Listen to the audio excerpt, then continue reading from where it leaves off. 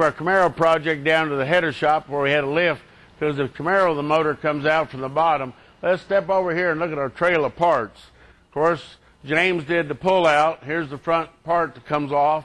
Of course, the front tires come off. Then the inner fender wells come off, and the air ducting and the cooler lines and the radiator and the shifter. Noticed here quite a bit of room in the engine compartment once we get it dropped out. It basically, everything dropped right out from the bottom, and we just took the brake hubs and drums and spindles loose from the steering linkage and the exhaust, and then it all drops out as one unit. So here's the unit as it comes off of the motor, and the harness basically all unplugs. The new harness we're working on, so here's the computer mounted and the body plug and stuff. So we're trying to get it to where it'll be a plug-in deal when it goes back in. See how it's still sitting in the engine cradle? We think that we can take the mounts off of the LS3 and it'll bolt right back into the LS9.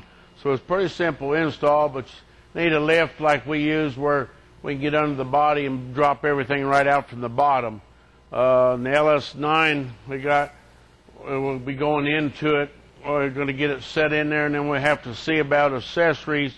As far as the balancer offset, it's going to probably be a little different, but I think everything's going to fit pretty good. So James is in the morning is going to set the LS9 back over in the engine cradle, and then we'll get stuff back up in there with the tranny. Tony wants to get all the wire and try it fit first so it's easy to get to, but we can get the LS9 set in the cradle.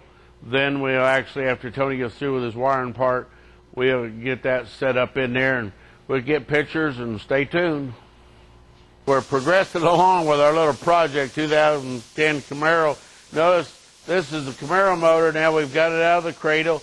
Notice how the oil cooler on it is similar to the Corvette. It still comes down the block here, goes into the oil cooler, goes out there, and goes on to the radiator. But it's up on the side. On the Corvette, it's hanging down more. It uses a longer water pump balancer. Notice how the water pump comes out further. The fuel line's a little different, the way it dumps off at the back. This is something new here on this I haven't seen on one before. That's, I think, to hold the cover. But basically, it's the same far as everything else used. The belt running on the back, the compressor. We had to change the mounts off here. If you notice up on the cradle, these are the LS9 factory mounts. Here's the factory exhaust. The header department's already designing up some headers for it, and we've been progressing right along. Notice the cats and the oxygen sensors on them, and there's the pre-oxygen sensor and the one after the cats. So this is the harness off to the coil plaque of the LS9, and look here what we've got done. James has been busy. We already got the LS9 sitting in the cradle. Notice that we got the headers off, left them off where you can see how it mounts into the cradle better. And notice they even put some stuff on the plugs to help get a better connection with the plugs with weather and time. Well, the next problem we're running into is going to be the clutch. We knew that might be a problem. But see how the Corvette water pump and everything's a lot shorter than the, and Tony thinks we're going to be able to use the Camaro computer and basically wire it in and reprogram it, maybe like we do the Magnusons, and because it's basically the same principle.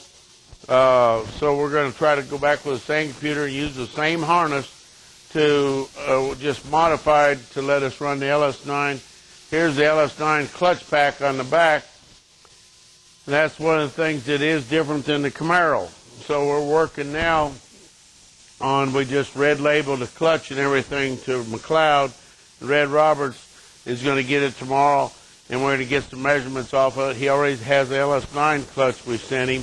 But notice that we took the slave cylinder out, but the bell housing on the T56 and the Camaro, I measured it 3 1/4 inches longer than an old T56. Also, there is a pump on these newer transmissions that pumps oil through a cooler to help cool the oil in the transmission. So there's a lot of new neat stuff about this.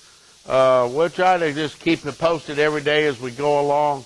Notice you can see the back of the blower good on the LS9. Of course, this is our oil pressure setting unit.